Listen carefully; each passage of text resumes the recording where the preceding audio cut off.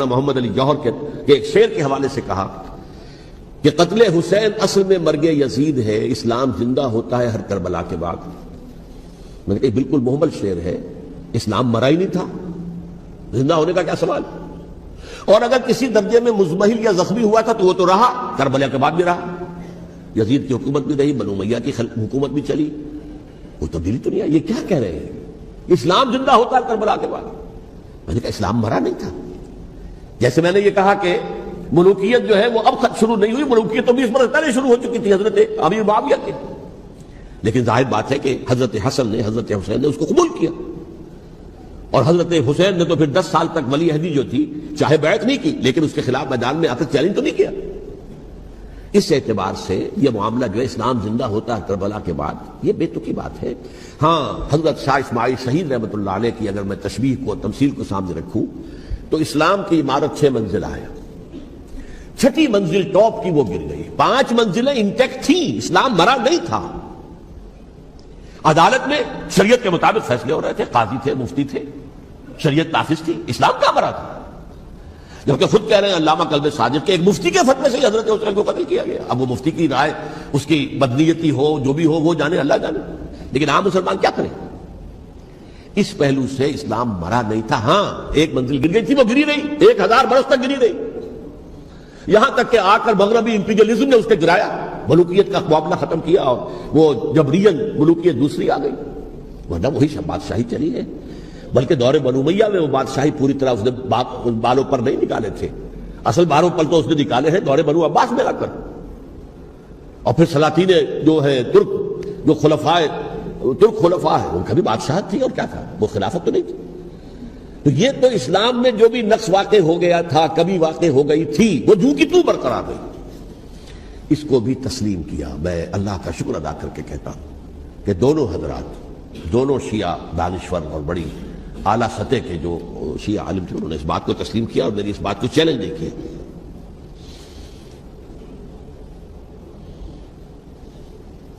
اصل میں تیسری بات میں نے یہ کہی کہ دیکھیے حضرت حسین رضی اللہ تعالی عنہ کی اس شہادت کے بعد، اس کے بعد واقعہ حرہ بھی ہوا، جو واقعہ کربلا سے بھی بعض اعتبارات سے زیادہ بھیانک اور زیادہ گھناؤنا واقعہ بنو امیہ کی تاریخ ہے، جس کو لوگ جانتے ہی نہیں۔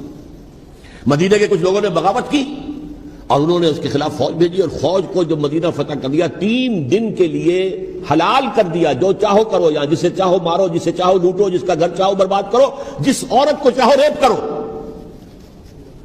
اور یہ مدینہ النبی کے اندر ہوا۔ تو کاٹ کھانے والی ملوکیت کے اندر بہت سے واقعات ہوئے۔ عبداللہ ابن زبیر کھڑے ہوئے، انہوں نے حکومت قائم کی تھی، لیکن یہ کہ وہ تو 6 سال کے لیے کامیاب بھی رہے، ایک حکومت قائم کی، بنو امیہ کے ہاتھ پر بیعت نہیں کی، بالآخر ان کی حکومت بھی ختم ہو گئی۔ پھر حضرت زید کھڑے ہوئے، انہوں نے بغاوت کی، وہ بھی ناکام رہ گئے۔ پھر بنو عباس میں کھڑے ہوئے حضرت نفس زکیہ، حضرت حسن رضی اللہ تعالیٰ عنہ کے اولاد میں سے، وہ بھی ناکام ہو گئے، شہید ہو گئے۔ پھر یہ سمجھ لیا گیا کہ اب یہ جہاں تک 6ٹھی منزل ہے وہ تو دوبارہ تعمیر نہیں ہو سکتی، یہ تو جس کی لاٹھی اس کی بھینس، جس کے پاس طاقت ہوگی اس کی حکومت ہوگی، جس کا قبیلہ زیادہ قوی ہوگا، جس قبیلے میں زیادہ عصبیت ہوگی، مضبوط ہوگا، متحد ہوگا، طاقتور ہوگا، اسی کی حکومت ہوگی۔ البتہ اس کے نیچے لوگوں کے اخلاق کی اصلاح کرو۔ صوفیاء کرام نے وہ کام اپنے ذمہ لیا، اور بالکل وہی کام ہے کہ جو ائمہ اہل بیت کرتے رہے۔